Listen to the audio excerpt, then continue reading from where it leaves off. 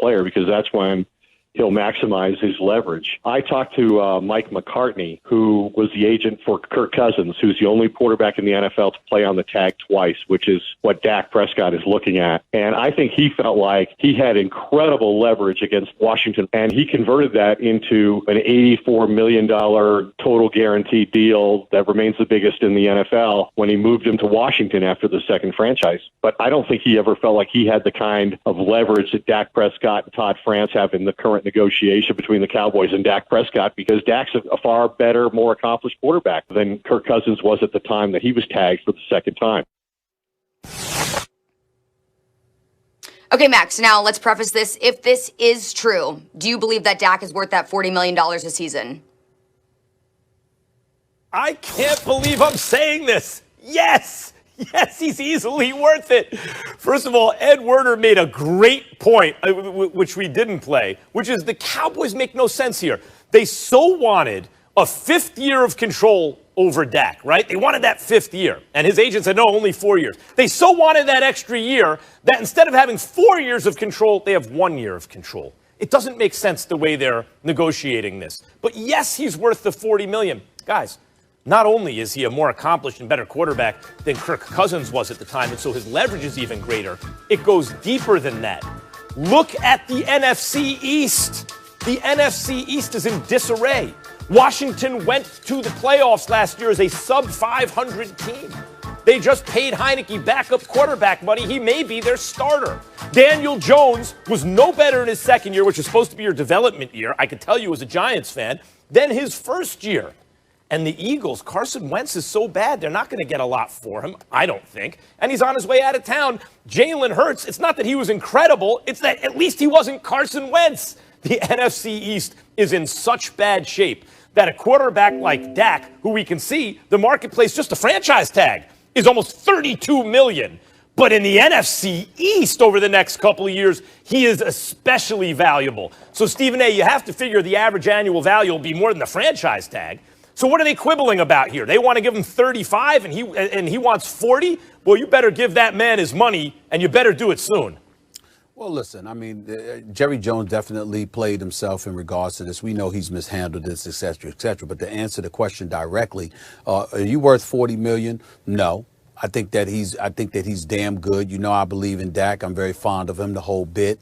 But if we just using the word worth, we're not talking about what he can get. We're not talking about what he should get because of Jerry Jones' stupidity or stubbornness or whatever word you think is appropriate.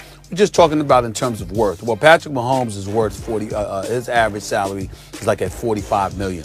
Deshaun Watson is scheduled to get paid about $39 million this year, and we don't think that Dak is better than him, even though we think Dak is pretty damn good. But then again, you think about a guy like Aaron Rodgers. I think his number is at about $33.5 million, along with Jared Goff. We look at Russell Wilson and Ben Roethlisberger; they're at 35 and 34 respectively.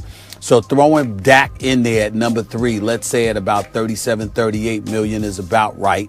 And not only that, they're not coming off a nasty broken ankle, broken leg injury the way Dak Prescott is. So we got to take that into consideration as well. And I do understand where Dak is coming from, but I think it gets to a point where this may be more about his agent than Dak Prescott itself. Because, again, if you're going to sit up there and quibble over $1 million or $2 million a year. So we're arguing about 38 million instead of 40 million. Really? When you just had that nasty injury, when you could easily come back and it could happen again in a violent sport that is the NFL, you got to take those things into consideration as well. And at some point in time, you know, I understand you want to go for the risk and what have you. But we also get to look at Dak Prescott, and even though he's had a winning record like at 42-27 as a starting quarterback, we ain't bragging about the Dallas Cowboys making it to an NFC Championship game or a Super Bowl appearance. That has not happened in his 4 years as a starter for the Dallas Cowboys. We got to take all of those things into consideration when we're asking about what you're worth. You're up there. You definitely deserve consideration. There's no question about it. But in the end, particularly coming off of that nasty injury, would I sit up there and give you a multi-year deal at an average of $40 million a year coming off that nasty ankle break, even though it should have never come to that? They should have been gave you a long-term deal. Now that I'm in this position, I'm not going to guarantee you more money than every quarterback in the National Football League other than Patrick Mahomes. There's nothing that you've done to deserve that. Oh. That might be going a little bit too far. Couple of things. It's true they haven't been in the Super Bowl, but their offense was totally elite with Dak in it, and I was expecting it to stay, to not drop off that much with Andy Dalton, but it did. It dropped off tremendously. What Dak demonstrated and what his absence demonstrated in a way last year, we're talking about Anthony Davis in the last segment, what Dak's absence demonstrated was his value to the offense. With him, absolutely elite, top-flight NFL offense, one of the very best. Without him, also rans. He has a lot of value.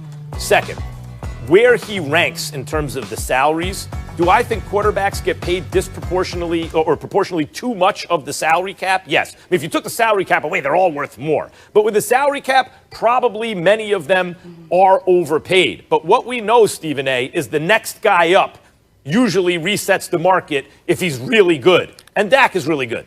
You know, that guy usually resets the market, or it comes close to it, whether it's Goff, whether it's Wentz. And what Mahomes and Deshaun Watson have done, because they're the very best, especially Mahomes, is reset things. The fact is, Dak wouldn't be number one. He wouldn't be ahead of Mahomes. Now, ahead of Deshaun, he has more leverage than Deshaun had because of what I mentioned. The division is so weak and the offense so dependent upon him that, Stephen A., if he's worth 38 normally, he's worth 40 right now.